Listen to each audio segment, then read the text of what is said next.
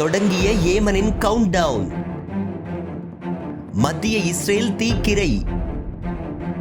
பாய்ந்து சென்ற பாலிஸ்டிக் ஏவுகணைகள். லெபனான் மீது போர் நிறுத்தத்தை அறிவித்த இஸ்ரேல் காசா மீது அதன் கொடூர தாக்குதல்களை தொடர்ந்து வருகின்றது.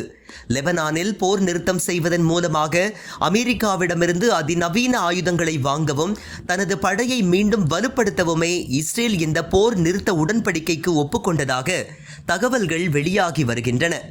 ஹிஸ்புல்லா அமைப்பை லித்தானி ஆற்றுக்கு அப்பால் விரட்டப் போகிறோம் என்று சொல்லி போரை தொடங்கிய இஸ்ரேல் 2 மாதங்களாகியும் எதையும் சாதிக்கவில்லை. 100க்கும் மேற்பட்ட ஆக்கிரமிப்பு வீரர்கள் பலியான நிலையில் ஏராளமான டாங்கிகள் ஆயுதங்களையும் இழந்தது. இந்நிலையில் திடீரென்று போர் நிறுத்தத்திற்கும் முன் வந்தது.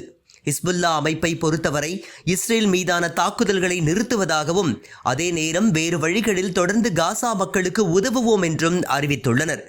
மேலும் லித்தானி ஆற்றுக்கு அப்பால் தங்களை விரட்டுவோம் என்ற இஸ்ரேலின் போர் இலக்கு முறியடிக்கப்பட்டு தங்களுக்கு மாபெரும் வெற்றி கிடைத்துள்ளதாகவும் ஹிஸ்புல்லா அமைப்பு கூறியுள்ளது.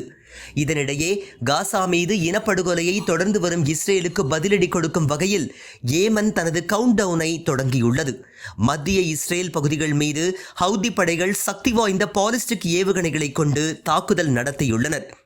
அல்-லிட், ராம்லே, ரெஹோவோட், பெய்ட் ஹெமேஷ் ஆகிய நகரங்களிலும் தாக்குதல் நடத்தப்பட்டதாக தகவல்கள் வெளியாகியுள்ளன.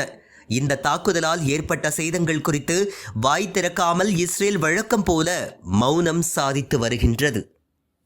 இந்த வீடியோவை உங்களுக்கு வழங்கியது www.aliaonlinestore.com. இந்த இணையதளத்தில் நீங்கள் ட்ரை ஃப்ரூட்ஸ், நட்ஸ், அதே மாதிரி குழந்தைகளுக்கு தேவையான டாய்ஸ் உள்ளிட்ட பல பொருட்களை நீங்கள் வாங்கிக்கலாம். ஒரு தடவை இந்த இணையதளத்தை விசிட் பண்ணி பாருங்கள்.